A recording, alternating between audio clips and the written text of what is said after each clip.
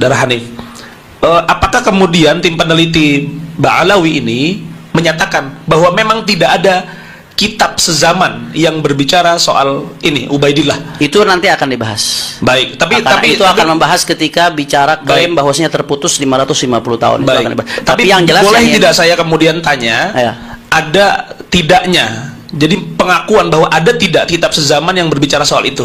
Akan dibahas nanti. Akan dibahas, akan diuraikan. Ya. Baik.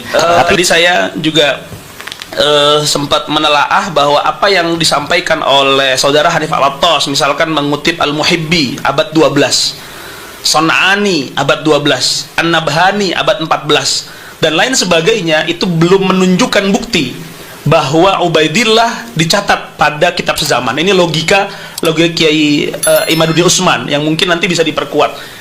Iya, karena memang ini tadi ada sebenarnya masukan dari beberapa kawan ya, kok lama sekali katanya 20 menit. Saya menginformasikan kepada sahabat-sahabat ini karena kemudian satu arah, maka memang diberikan waktu oleh panitia untuk bisa lebih panjang. 20 menit itu kalau diskusi. 20 menit, tapi memang saudara Hanif itu sudah lebih dari 1 jam.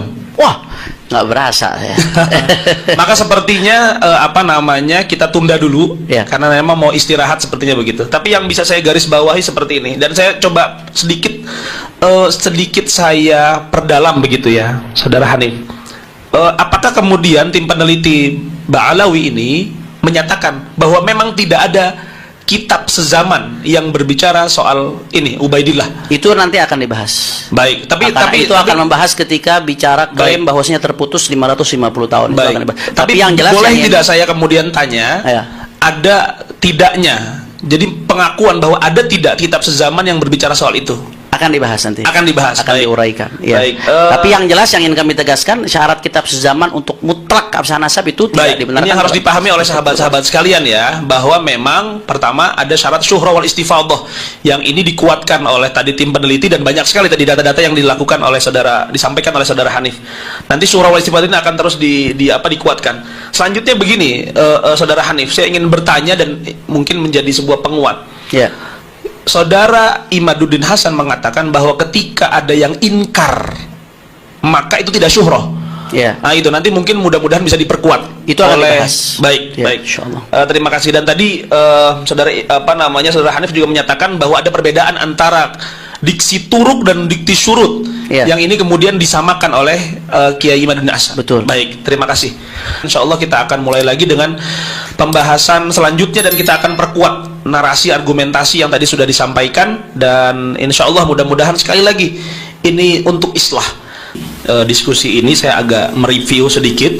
Tadi disampaikan oleh saudara Hanif Al-Attas mengenai syarat atau turuk-turuk daripada itsbat nasab yang disebutkan, dan sudah banyak data material yang disebutkan, dan ini menjadi sebuah hal yang penting karena kemudian data material inilah nanti yang bisa dikonfrontasi. Maka kalau dari pihak Kiai Imaduddin sendiri ini tidak hadir, sebenarnya sangat disayangkan sekali. Saya sangat menyayangkan sekali karena data material yang dibutuhkan itu harus dibantah dari apa yang disampaikan sama saudara Hanif Al-Attas. Tadi disampaikan lagi-lagi bahwa syarat dan turuk syuhra istifadhah menjadi sebuah hal yang penting dalam isbat nasab, dan itu yang harus kemudian digugat dari kubu Kiai Imaduddin Hasan Utsman sendiri.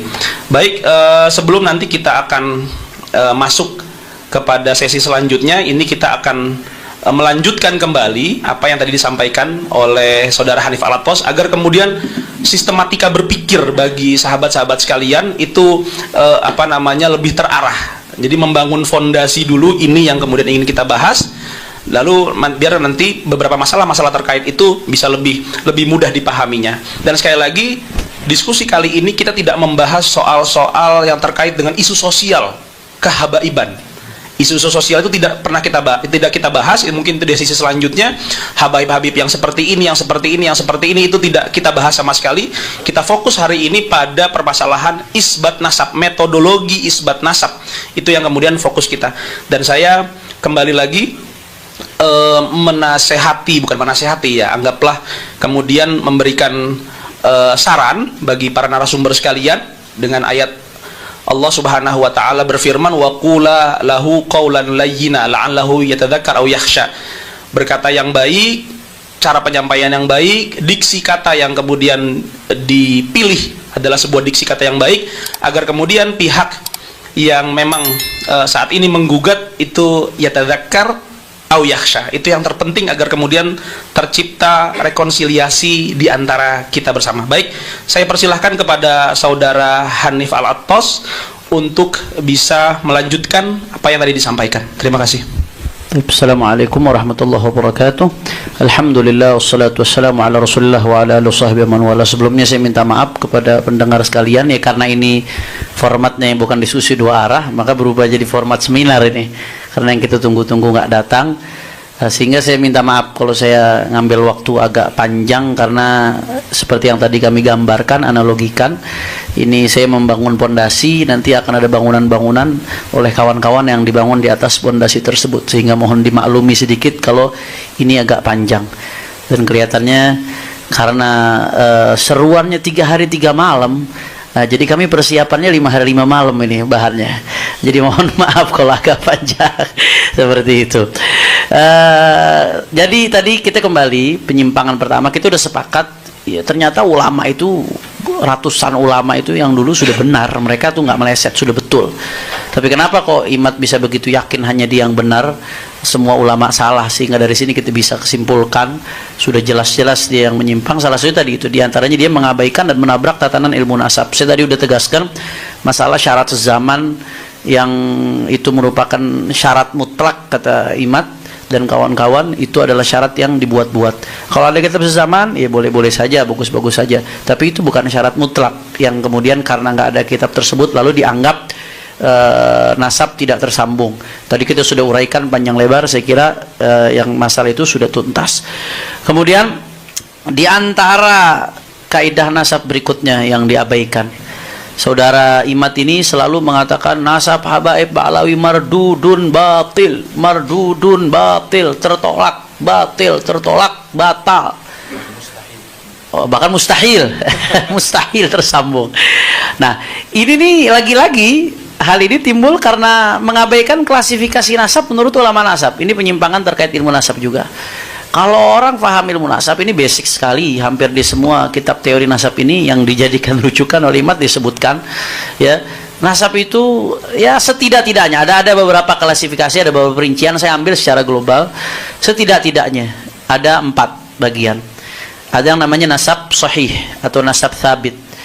Nasab sahih ini adalah nasab alladzi ta'akkada thubutuhu bisilsilatin sahihah. Nasab yang telah dipastikan kebenarannya melalui rantai yang sah, ya, mujma'un ala sihhatiha min qibalin nasabin al-muhaqqiqin, yang disepakati keabsahannya oleh para nasabah yang muhaqqiq. Di sini maksudnya disepakati setiap nasabah yang membahas nasab tersebut menganggap sah. Nah, kalau yang nggak bahas ya layun sabuli sakitin qaulun, kalau yang nggak bahas ya berarti dia nggak ada pendapat. Ini kita bicara setiap ulama nasab yang ngebahas nasab tersebut menganggap itu sah. Nah, itu nasab yang seperti ini dianggap sebagai nasab sahih atau disebut juga sahihun thabit. Nah, itu yang pertama. Dan para ulama dengan kesaksian mereka mengatakan nasab ba'lawi termasuk kategori ini, karena semua nasabah yang bahas nasab ba'lawi menganggap ini nasab sah. Nggak ada satupun nasabah yang bahas nasab ba'lawi kemudian menganggap nasabnya tidak sah, sehingga dia masuk kategori yang pertama. Kemudian yang kedua ada nasab masyhur. Saya kasih ringkasnya, singkatnya. Nasab masyhur ini adalah nasab yang terkenal, syuhra wal istifadhah di kalangan banyak orang, ya, apalagi di kalangan kabilah itu sendiri. Hanya saja sekelompok orang yang sudah masyhur ini nggak tahu cara ketersambungannya bagaimana. Misalkan contoh, ada sekelompok orang yang memang sudah dikenal secara turun-temurun sebagai Al-Husaini misalkan, tapi ini nggak ada yang ingkar mereka ini keluarga Al-Husaini, tapi amudun nasabnya, silsilah nasabnya itu sulit untuk ditemukan data ketersambungannya di tengah kepopulerannya. Atau contoh, ada satu keluarga terkenal turun-temurun sebagai Ali Drus, tapi nggak ada amudun nasab yang bisa diverifikasi yang dipastikan itu Ali Drus. Untuk Ali Drusnya itu ke Sayyidina Abdullah Al-Idrus nyambungnya dari mana? Fulan bin Fulan bin Fulan bin Fulan. Nah itu nggak lengkap. Andai kata ada nasab seperti itu, tapi dia syuhra istifadah dan diakui, itu sudah cukup untuk mengakui dia sebagai al-idrus. Nggak boleh kita langsung semerta-merta menafikan, kecuali kalau ada mu'arid yang ingkar, ada yang ta'an, ada yang menafikan, ada nasab yang menafikan. Itu lain cerita tuh. Itu disebut nasab masyhur. Jangankan nggak disebutin sumbernya, jangankan salah satu nggak disebutkan, ini nggak ketemu jalurnya, tapi karena syuhra istifadah masih diakui tetap. Nah, begitu juga yang ketiga, tingkatan yang ketiga ini nasab yang makbul. Nasab makbul yang seperti apa? Makbul itu alladzi athbatahu qaumun min nafsil qabilah alladzina hum ashabus syan wa nafahu qaumun min nafsi tilkal qabilah fal itsbat wan nafi fihi mutasawiyan. Maaf saya interupsi Habibna. Kalau kemudian ibarah-ibarah Arabnya tidak perlu disebutkan, biar langsung penjelasan saja. Kan data materialnya sudah ditampilkan di. Baik. Terima kasih. Nasab yang makbul ini nasab yang diitsbat oleh sekelompok orang dari suku tersebut yang mengerti tentunya. Kalau yang nggak mengerti nggak dianggap. Kemudian dinafikan oleh sekelompok lain. Jadi ada tarik, ada yang mengitsbat, ada yang menafi. Itu masih disebut makbul, masih bisa diterima. Ada ikhtilaf antar nasabah, itu nggak langsung semerta-merta mardud. Ini kalau kita mau pakai logika imat, terlepas dari logika tersebut salah. Andai lau salamna syajarah mubarakah itu yang dianggap mu'arid itu nafi satu, itu nafinya bukan dari nafsul qabilah. Yang kedua, andai pun mau dianggap mu'arid, andai dia mau anggap seandai, ada iftirat, jangan dipotong. Ini iftirat. Andai kata ada satu nasab mukhtalafun fi, itu masih disebut makbul. Nggak boleh langsung semerta-merta disebut mardud. Apalagi kalau nggak ada yang ingkar seperti nasab Ba'alawi. Makanya disebut sahih oleh para ulama. Nah, jadi yang mardud itu seperti apa? Nah, di sini disebutkan mardud itu kalau ada orang ya ngaku ke satu kabilah dibuat-buat, kemudian kabilah tersebut menafikan. Ada orang ngaku kepada sebagai Al-Attas misalkan. Nah, Habib Ahmad bin Muhammad Al-Attas yang ngerti nasab Al-Attas bilang, ente nggak mungkin Al-Attas nih, secara hitung-hitungan nggak mungkin, secara begini-begini. Al-Attas sendiri nolak, abah ente itu bukan Al-Attas, kok bisa ente jadi Al-Attas? Itu namanya mardud. Ada orang ngaku misalkan keturunan Sultan Hasanuddin. Nah, aku teriak Sultan Hasanuddin, keturunan Sultan Hasanuddin sendiri nggak ngakui, nolak. Itu baru nasab mardud, Gus Wafi. Mardud itu yang namanya mardud dalam definisi ilmu nasab. Nah, jadi kalau dia paham klasifikasi ini, wah nggak langsung ujuk-ujuk main mardudun, batilun, qot'iyun, bla bla bla bla. Padahal ini dasar sekali dalam ilmu nasab. Ini salah satu hal fatal yang diabaikan oleh umat. Jadi terlepas dari nasab Ba'alawi itu sahih diakui oleh para ulama, masuk tingkatan yang sahih. Tapi andai kata pun dia ngikuti klasifikasi ini, kalau dia mau ngotot terhadap pendapatnya bahwasanya syajarah mubarakah itu mengandung nafi, itu tetap nggak sampai pada kategori mardud, nggak sampai pada kategori batil. Tapi pada faktanya para ulama mengatakan nasab Ba'alawi sahih, karena semua nasabah yang nyinggung Ba'alawi semuanya menyatakan sahih. Nah, itu yang penting. Andai kata dia faham saja ini udah selesai, nggak akan sepanjang ini urusannya, apalagi sampai hakul yakin. Nah, kemudian berikutnya, beliau ini kalau kita lihat di buku pertama keduanya itu, khususnya buku pertama itu hanya fokus ke kitab-kitab nasab. Padahal penelitian nasab itu nggak hanya di kitab-kitab nasab, kitab-kitab sejarah juga penting sebagai bagian dari penelitian nasab. Ya, itsbat pakai kitab nasab, tapi penelitian sejarah itu menjadi salah satu instrumen penting di dalam melacak nama-nama yang ada dalam sebuah nasab, di dalam melacak syuhran istifadah dan lain sebagainya. Sayangnya di buku penelitian yang pertama yang membuat geger di awal itu, saya lihat bahkan nggak menyinggung referensi sejarah sama sekali di situ. Ini seolah-olah meremehkan urgensi kitab-kitab di luar nasab, padahal ya Al-Imam Al-Kamlani dalam kitabnya Al-Budur Al-Madiyah fi Tarajim Al-Hanafiyah itu mengatakan laulat tarikh lajuhilatil ansab wa nusiyatil ahsab. Ya, kalau bukan karena sejarah orang nggak tahu nasab. Nasab itu bahkan bagian daripada ilmu sejarah. Mengabaikan kitab-kitab sejarah dalam penelitian nasab itu sesuatu yang sangat-sangat fatal, apalagi langsung mengambil kesimpulan dini dan langsung digembar-gemborkan. Begitu juga ya di Al-Janadi sendiri yang sering dikutip oleh saudara Imad, di sini disebutkan laulahu lajuhilatil ansab wa darasatil ahsab wa lam tufarraq bainal jahalah wa dzawil albab. Ya, kalau nggak ada ilmu tarikh, orang nggak tahu nasab dan ahsab itu akan hilang begitu saja semuanya, nggak bisa dibedakan mana yang ahli ilmu, mana yang punya akal. Jadi mengabaikan urgensi kitab-kitab di luar nasab, baik kitab sejarah kah atau kitab-kitab lain yang mengandung informasi sehingga mengambil kesimpulan dini, ini saya kira sangat-sangat fatal. Bahkan Ibrahim bin Mansur sendiri mengatakan kalau sudah keterangan di kitab nasab, ya wa kadza yazdadun nasab quwwatan ala quwa idza ittafaqat hadhihi syura wal istifadah ma aqwal ulama nasab wa tarikh thiqat fi hadzal nasab. Keterangan kitab nasab kalau udah ketemu sama syuhra istifadah, cocok sama pendapat ulama, cocok sama keterangan di tarikh, wah itu kuah fogol kuah. Udah validasinya tuh makin luar biasa, double validasinya. Kekuatan di atas valid, di atasnya valid itu. Dan faktanya nasab Pak Alwi seperti ini. Selain diakui di kitab nasab, diakui syura istifadhah. Yang akui syura istifadhah bukan saya loh, ulama yang ngakuin itu syura istifadhah. Dalam perspektifnya ulama. Dan ini sesuai juga dengan kitab-kitab sejarah. Dan itu konsisten, luar biasa. Jadi ini harusnya kuatan ba'da kuwatin. Assalamualaikum warahmatullahi wabarakatuh. Alhamdulillah rabbil alamin. Asyhadu an la ilaha illallah wahdahu la syarika lah wa asyhadu anna Muhammadan abduhu wa rasuluh la nabiyya ba'dah. Terima kasih atas kehadiran saudara-saudara sekalian, karena pada hari ini kami dari Yayasan Pembina Mu'allaf At-Tauhid menerima tamu-tamu yang tentu saja membuat heboh Indonesia. Tamu-tamu ini kami terima dengan tangan terbuka. Siapapun yang datang ke Geraha Mu'allaf kami terima semua. Ada yang muslim, ada yang non-muslim. Datang bertamu kepada kami akan terima. Siapapun yang datang. Kebetulan saat ini yang datang adalah dari saudara-saudara yang asal dari Trah Wali Songo. Seandainya dari kalangan Ba'alawi datang ke sini, kami juga akan terima. Prinsip dasar yang dikembangkan oleh Geraha Mu'allaf adalah kajian akademik. Dan itulah semangat yang harus menjadi panduan kita. Membela kebenaran, bukan membela pembenaran. Dan dalam konteks ini, alhamdulillah ada datang Tubagus Mogi yang ada di sebelah kanan saya. Kemudian Sayyid Tengku Mudakari. Kemudian beliau yang baru saja berbicara kepada kita dengan berbagai data-data terbaru, yang tentu saja itu menjadi renungan kita bersama, yakni beliau yang dikenal dengan nama Kiai Haji Imaduddin bin Usman Al-Bantani. Kemudian ada juga Kiai Pleret atau Gus Fuad Pleret yang senyumnya membuat kita semakin terkesima, dan juga Kiai Nur Ikhya yang sangat halus bahasanya, sangat santun tutur katanya, yang membuat kita sangat sulit untuk menolak apa yang beliau katakan. Kemudian Gus Fakih Al-Muqaddam katanya. Mudah-mudahan ini menjadi penyemangat. Setiap orang itu punya karakter, tapi karakter masing-masing orang itu sebetulnya bermuara dari hati. Dan sebenarnya dia bicara dalam konteks kebenaran atau dalam konteks bukan kebenaran, itu bisa dideteksi. Dan saya kira kita semua punya itu.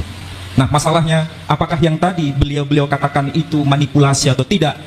Pasti dan pasti orang yang cerdas dan waras bisa membuktikannya. Nah, saudara-saudara sekalian, saya tidak akan menjelaskan secara detail apa yang telah diuraikan oleh beliau-beliau tadi. Saya hanya ingin mengetuk hati kita semua bahwa untuk membuktikan kebenaran itu tidak cukup dari klaim sepihak. Ini sering saya ulang. Untuk membuktikan kebenaran itu bukan pada dokumen sepihak atau dokumen internal, tapi harus dokumen eksternal. Itu minimal yang harus kita pahami. Apalagi dalam konteks yang sezaman. Kita mulai dari tokoh yang tentu saja ini penting.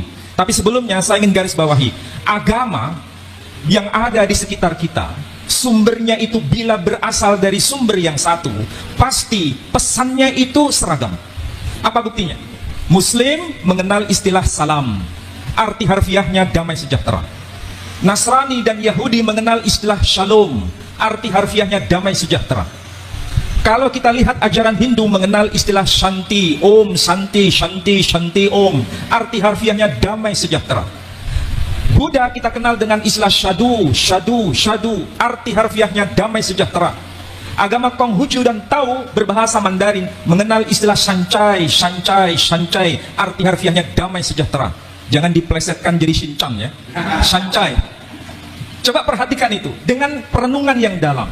Mengapa muncul istilah salam, shalom, santi, sadu, shancai? Membuktikan bahwa sumber agama itu merujuk pada zat yang mutlak yang satu itu dalam bahasa yang berbeda. Tapi simbolnya jelas. Di situ kalau pakai bahasa anak milenial sekarang pakai simbol huruf S supaya gampang dipahami. Ini menandakan kalau sebuah agama, sebuah ajaran menyimpang dari ajaran yang menebarkan damai sejahtera, patut dicurigai apa itu sebenarnya yang diajarkan. Jadi semangat agama ke sana sebenarnya. Nah, dari sisi ini kita mulai lihat tokoh yang sering kita kenal. Kita mulai dari Al-Quran saja sebagai bukti internal. Karena kita Muslim pasti nahnu abna'ud dalil. Kita ini putra-putra orang berdasar pada dalil. Apa yang dikatakan Quran? Ibrahim berkata, dan itu ditegaskan dalam Al-Quran. Alhamdulillahilladzi wahabali 'alal kibari Ismaila wa Ishaqa inna rabbi lasami'ud du'a. Segala puji bagi Allah yang menganugerahkan kepadaku di masa tua, yakni Ismail dan Ishak. Ini tercantum di surah Ibrahim. Perhatikan tuh baik-baik. Bukan bermaksud saya menggurui beliau, tapi ini coba kita resapi maknanya. Kenapa tercantum di surah Ibrahim menjelaskan Ismail dan Ishak? Ini dikuatkan dengan bukti eksternal. Sekali lagi, siapapun yang berhujjah hanya berdasarkan bukti internal cukup berlaku bagi kelompoknya sendiri. Tidak perlu memaksa kelompok lain. Tapi kalau ingin diakui sebagai hujjah yang kuat, maka hadirkan bukti eksternal itu. Bagaimana bisa dibuktikan data eksternal? Sebagaimana yang disampaikan dalam Quran, kita bisa lihat dari Alkitab atau Bible, atau orang Yahudi menyebutnya kitab Tanakh, dari kata Torah, Nevi'im, Bekhatuvim. Dalam kitab itu disebutkan, tentu bukan dalam bahasa Arab, disebutkan apa? Bnei Avraham, Yitzhak wa Ismail. Anak-anak Ibrahim ialah Ishak dan Ismail. Ini sudah menjadi bukti. Ada bukti eksternal. Maka bagaimanapun caranya, kebenaran itu semakin terungkap bahwa ini bukan tokoh fiktif Ibrahim itu, karena ada bukti eksternal. Nama Ibrahim asalnya dari kata Abram. Jadi nama aslinya itu Abram. Abram ben Terah ben Nahor. Kemudian berubah namanya menjadi Abraham. Quran sendiri boleh membaca dengan nama Ibrahim. Makanya salah satu qiraah sab'ah, ayat yang berbunyi Bismillahirrahmanirrahim. Wa idh yarfa'u Ibrahimul qawa'ida minal baiti wa Ismail Rabbana taqabbal minna innaka antas sami'ul alim. Jadi boleh dibaca Ibrahim, boleh dibaca Ibrahim. Ini kalau kita kaji dari sisi linguistik, dirosah lisaniyah atau kajian kebahasaan. Dari Abraham menjadi Ibrahim itu ada lompatan. Maka supaya tidak melompat, perlu mediator, bahasa yang menjadi pengantar dari perubahan bahasa Arab ke bahasa Ibraninya atau sebaliknya. Dari Ibrahim ke Abraham kita ketemukan nama Ibrahim. Logikanya dari Abraham, dari kata Ibrahim dan menjadi kata Ibrahim, ini pasti merujuk pada tokoh yang sama. Dan nama Abraham sekali lagi dari kata Abram. Kata Avram ini juga ditemukan dalam kitab saudara kita yang lebih tua. Apa itu? Agama Hindu. Kitab apa itu? Kitab Bhaviswa Purana. Disebutkan nama Abiram, puter Terahan, puter Nahoran. Sementara dalam kitab-kitab klasik Islam disebutkan Ibrahim bin Tarih bin Nahur. Dari tradisi Yahudi, kitab Talmud ataupun Alkitab atau disebut Bible menyebutkan Abraham bin Terah bin Nahor. Jadi disebut nama Abiram, Abram, Ibrahim, Abraham, tokohnya bukan tokoh fiktif. Karena apa? Ada data-data yang lengkap, bukan sekedar data internal, tapi data eksternal. Ada data yang lebih senior, ada data yang lebih terakhir. Semuanya itu kalau dikumpulkan, merujuk pada fakta, bukan fiksi. Ini cara kita berpikir waras dan sehat. Kecuali kalau berpikir yang tidak waras, hanya klaim sepihak. Jadi siapapun yang mau jujur mengakui kebenaran, pasti tidak bisa menolak apa yang saya katakan ini. Apalagi kalau dihubungkan dengan tradisi yang lebih luas lagi. Tadi sudah disinggung, misalnya, apa betul Bani Jawi itu ada kaitan dengan Ismail, ada kaitan dengan Ibrahim. Ternyata data ini juga dikenal dalam historiografi Nusantara sendiri. Tokoh Aji Saka itu bukan hanya diakui di kalangan orang Jawa. Orang Sunda juga mengenal itu, Aji Saka. Kalau di Jawa menyebutnya Aji Soko. Di Madura juga mengenal itu, nama tokoh itu. Dan kalau yang manuskrip yang Jawa menyebutkan bahwa orang Jawa itu dikenal dengan sebutan Bani Jawi, tapi dalam makna sempit, bukan dalam makna lebih luas. Dan disebutkan wayahipun Nabi Ismail. Itu perlu dibahas sebetulnya. Karena orang Jawa sendiri, kebanyakan yang generasi milenial ini jarang sekali buka-buka manuskrip. Jarang sekali buka-buka data tradisi mereka sendiri. Kebanyakan mereka belajar dari sisi tradisi asing. Nah, berkaitan dengan itu, maka perlu namanya penyadaran bahwa negeri kita ini jangan sampai kita buta dengan sejarah kita sendiri. Saudara-saudara yang generasi muda punya kewajiban untuk menelusuri kembali kekayaan budaya kita, artefak kebudayaan kita itu begitu luar biasa. Maka inilah waktunya bagi saudara-saudara untuk merefleksi diri. Dan Kiai Imaduddin Al-Bantani sudah memberikan semacam preambul bagaimana cara mengkaji data itu secara baik. Ada plus minus itu pasti, tetapi bukan berarti kita ini tidak mau baca. Masalahnya masyarakat kita ini tidak mau baca. Bahkan sebelum mendengar sudah a priori. Bahkan karena terlalu tradisi itu begitu mengakar lama, sehingga ketika menemukan sesuatu informasi yang sepertinya asing dianggap sebagai yang salah. Akibatnya apa? Ini doktrin. Agama itu tidak hanya dalam konteks doktrin, tapi juga pertanggungjawaban ilmiah. Saya yakin saudara-saudara yang ada di depan saya dan para ulama yang ada di samping kanan dan di samping kiri saya ini punya kewajiban moral untuk memberikan penyadaran kepada anak-anak muda, kepada bangsa besar ini, supaya beragama bukan sekedar doktrin, apalagi halu. Itu sangat-sangat tidak berkenan. Maka yang penting adalah bagaimana beragama dengan pertanggungjawaban moral, sehingga menjelaskan Islam itu dengan cara yang benar, menjelaskan Islam itu dengan cara yang benar-benar akademik dari bukti internal dan bukti eksternal. Itu minimal.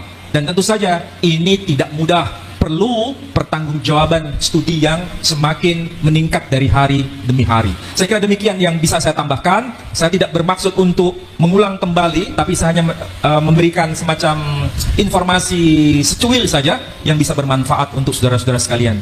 Saya kira demikian. Wassalamualaikum warahmatullahi wabarakatuh. Waalaikumsalam warahmatullahi wabarakatuh.